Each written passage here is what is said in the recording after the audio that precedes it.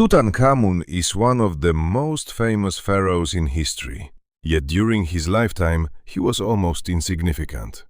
He ruled for less than 10 years, died young, and left behind no great monuments. And still, thousands of years later, his name is known across the world. The real story of Tutankhamun is not one of power and glory, but of fragility, politics, and survival in one of the most dangerous royal courts in ancient Egypt. Tutankhamun was born around 1341 BCE during a time of chaos. Egypt had recently undergone a religious revolution under his predecessor Akhenaten. Akhenaten had rejected the traditional gods and forced the worship of a single deity, the Aten. This decision weakened Egypt internally, angered priests, and disrupted centuries of tradition. When Tutankhamun came to the throne as a child, the kingdom was divided and unstable. Tutankhamun was likely no more than 8 or 9 years old when he became pharaoh. He did not rule alone. Powerful advisors controlled the court, making decisions in his name. Figures like Ai and Horemheb held real authority, guiding and manipulating the young king.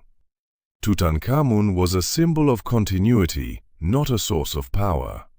His name itself reveals the political shift. He was born Tutankhaten, honoring the sun disk Aten. But early in his reign, his name was changed to Tutankhamun, honoring the god Amun. This was not a personal choice. It was a public rejection of Akhenaten's religious experiment. Temples to the old gods were restored, priests regained power, and Egypt slowly returned to its traditional beliefs. Behind the image of a golden king was a sickly child. Modern studies of Tutankhamun's mummy show he suffered from multiple health problems. He had a malformed foot, bone disease, and signs of malaria. Walking was painful, and he relied on canes for support. Dozens of walking sticks were found in his tomb, not as symbols, but as necessities. Despite his fragile health, Tutankhamun was expected to fulfill his role as a divine ruler. He participated in ceremonies, appeared in public, and was portrayed as strong and victorious in official art. These images were propaganda, designed to present stability to a nervous kingdom. The reality was far different. Tutankhamun married young, likely to his half-sister. Their union produced no surviving heirs. 2 mummified infants found in his tomb suggest repeated tragedy. The royal line was fragile, and everyone at court knew it. Without an heir, the future of the throne was uncertain, and uncertainty bred danger. His reign was short and largely guided by others. Military campaigns were recorded in his name, but he likely never led armies himself. Restoration projects credited to him were planned and executed by older, more powerful men. Tutankhamun was the face of a recovery he did not control. When Tutankhamun died, around the age of 18 or 19, Egypt did not mourn a great ruler. His burial was rushed, his tomb small, and his memory quickly overshadowed. He was a minor king, buried without expectation of fame. And yet, everything about his death, his burial, and what came next would change history forever. Tutankhamun's death remains one of the greatest mysteries of ancient Egypt. For decades, theories ranged from murder to accident to disease. Early examinations suggested a blow to the head, leading many to believe he was assassinated by those closest to him.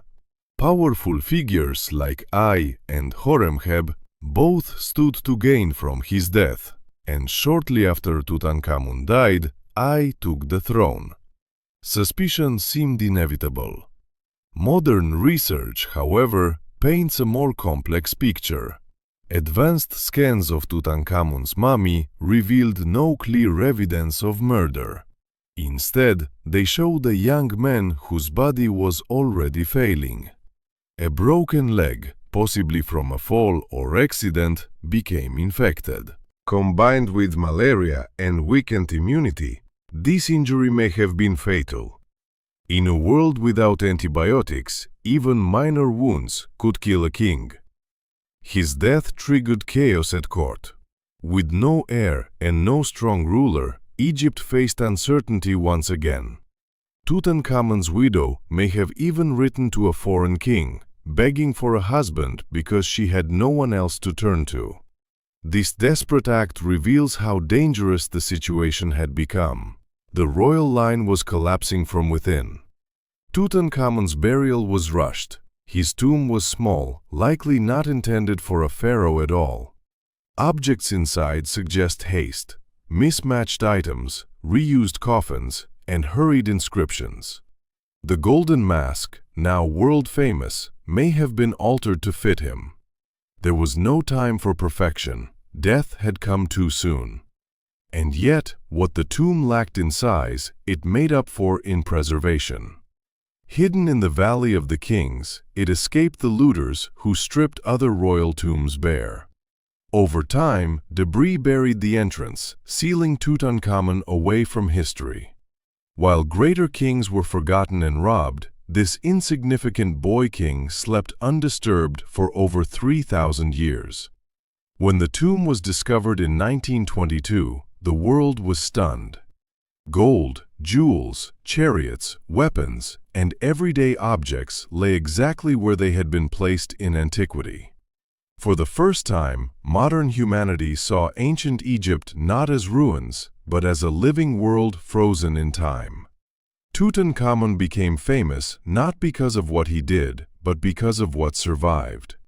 The discovery reshaped our understanding of Egypt. It revealed the craftsmanship, wealth, and beliefs of a civilization obsessed with the afterlife. Every object in the tomb was meant to serve the king beyond death. Beds, food, clothing, and weapons were all preparations for eternity. Tutankhamun, weak in life, was armed for immortality. Ironically, the boy who held little power in life became the most powerful ambassador of ancient Egypt in death. His image spread across the world. Museums filled with visitors. His name became eternal. Exactly what the Egyptians believed a proper burial should achieve. Tutankhamun's story is not one of triumph, but of survival through chance. Had his tomb been looted, he would be a footnote like so many others. Instead, history remembered him because fate hid him. His life was short, controlled by others, and marked by illness. But his death gave him what his reign never did: immortality. In the end, the real story of Tutankhamun is a reminder that history does not always preserve the powerful. It preserves the fortunate. A fragile boy, born into chaos, ruled briefly, died young, and was forgotten by his own people. And yet today, he stands as the most recognizable face of ancient Egypt, proving that sometimes eternity belongs not to the greatest kings, but to the quiet ones history forgot until it didn't.